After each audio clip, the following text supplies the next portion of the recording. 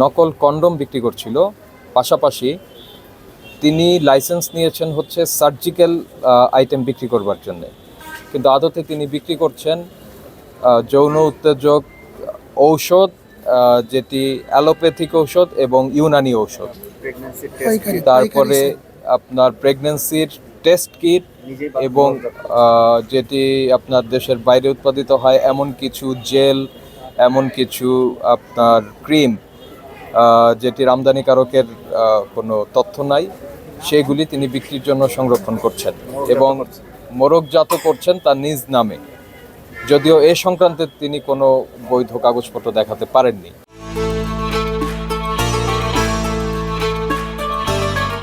এ কারণে আমরা এই প্রতিষ্ঠানটা বন্ধ করে দিলাম।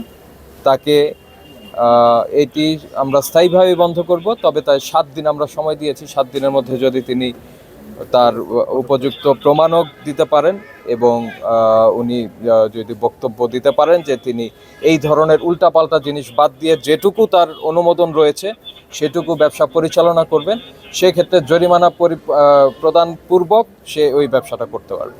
আমরা 2 লক্ষ টাকা আপাতত তাকে আমরা ডিক্লেয়ার করেছি, তবে তার বক্তব্যের পরে এই জরিমানা রিভাইজ হতে পারে, আরও বাড়তে পারে।